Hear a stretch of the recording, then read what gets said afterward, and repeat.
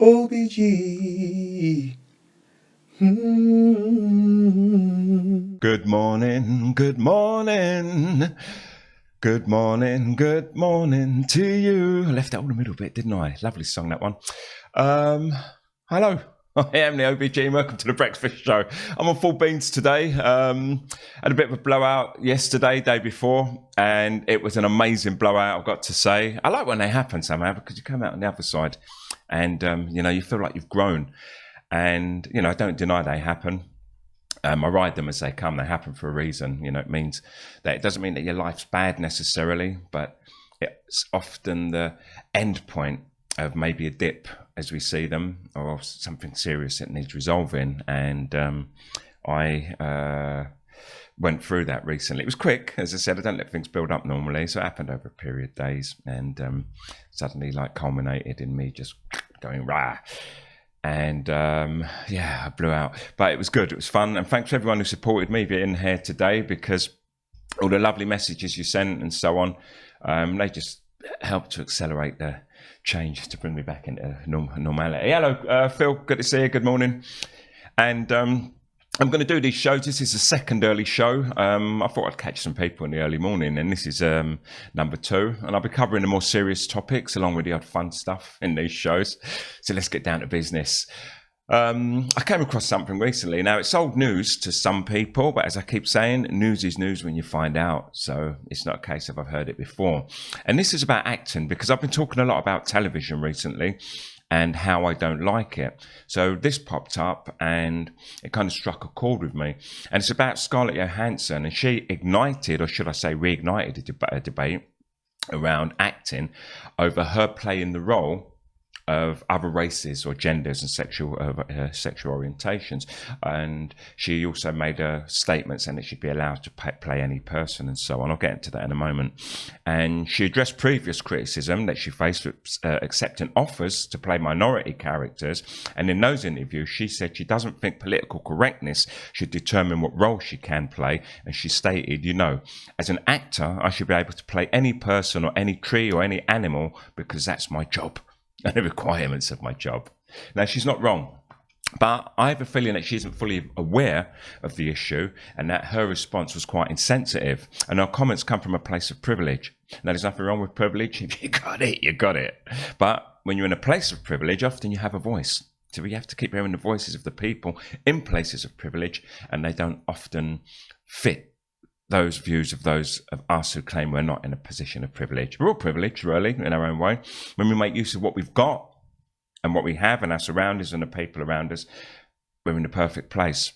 Now, her place is kind of one of those privileged places that I think creates a blindness, which is common amongst those people that have much in the way of wealth and status, meaning that they don't have to give much regard to those that are not able to create the same opportunities as them. And this is one of the reasons that I keep away from television. There isn't any serious representation of people like me, and I believe that nobody has to give anything away to anybody anyway, neither should they have to create films that represent other cultures.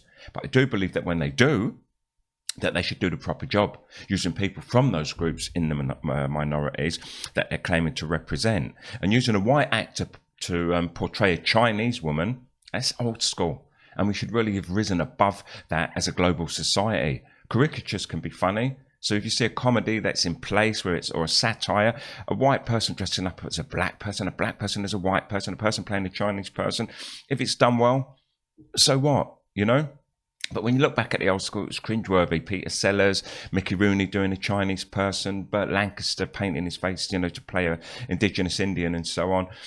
Those things just were done insensitively at a time when, racism was strong against anyone who wasn't non-white American, I guess. And Hollywood kind of, it was shown in the movies. However, in serious dramas or reconstructions of historic events using white actors to play the part of non-white people, or even replacing non-white people with white people, that still reeks of old school racism and privilege. Now, television and film are both powerful mediums, and the message that they convey They can leave an indelible mark on us by their presence or by their absence. And that's not to say that minorities in any country have to play the parts that they're intended to represent them, but in not giving those people access to those parts, it's like having your cake and eating it all whilst they go without. Non-white people want to see people that are genuinely like them being presented on the screen as a genuine article so that they can identify with those characters. And they also want to see their type in roles outside of stereotypes. Black people are still all too often criminals, slaves, or incarcerated. Arabs have always been portrayed as terrorists, for which there are underlying deeper reasons, which I won't get into now. And Chinese people, they're still being portrayed in stereotypical roles. Now, it would be good to see non-white people shown as just regular people doing regular things. And the chances are, and this is for most of you, if you see a film with more than 20 black men in a scene, it's a film about prison or a film about slaves.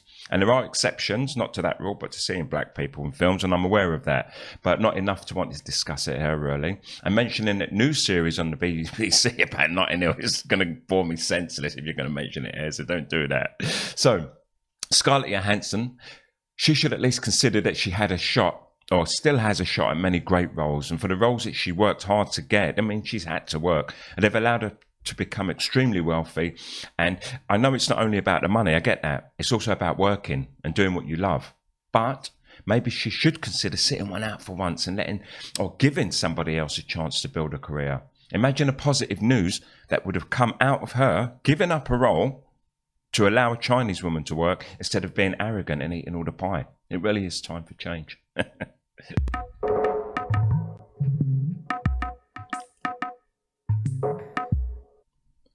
Okay, all of us at one time, when we were kids, we claimed that we were going to go on a big adventure or even run away, if you remember that. And I think we have an inherent need to explore further afield. And we were aware of this from very young, even though we had no destination as such. And the point was that we knew that there was somewhere else other than the current here, wherever we were, and we were willing to go there, wherever it was.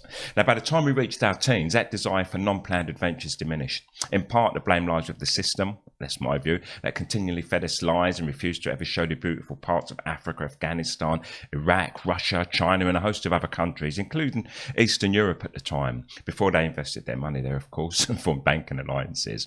But I believe this gave us the impression that we could go to bordering countries, nearby countries, or only real far places if you were real wealthy. And by the time we'd come of age, and I mean traveller age, we often take the predestined routes: Australia, New Zealand, Europe, or European countries in general, and Southeast Asia, who kindly welcome our invasion as tourism has become part of their gross national income. And then we got into the 2-week package tours to the nearest sunny destination in Europe, which for the majority was Spain. And those who went further afield, they were the lone adventurer, of whom there were not many. The student whose rite of passage took them on a Euro-rail journey, or the much coveted Southeast Asia on the well-beaten track. And of course, a traveller that went to find themselves in India, and not many go to Africa. Now, it's very rare that travellers' discourse includes tales from outside the already badly beaten track. And I found that most of my greatest experiences, and that's not to say none happened on the usual routes, happened whenever I stepped into unknown territory. Even travelling in your own country can be a great adventure. There's so much more to explore in your own town, in your own city, and places that you might not be aware of. And I think we could all do well to do those things, or at least consider having a little foray into your local history centre, which is often in your library, and inquiring about what's hot in your manor. Make a plan, or don't, but I reckon you would do good to go out and see what's out there for you. Thanks for listening. You are amazing. And I am the OBG.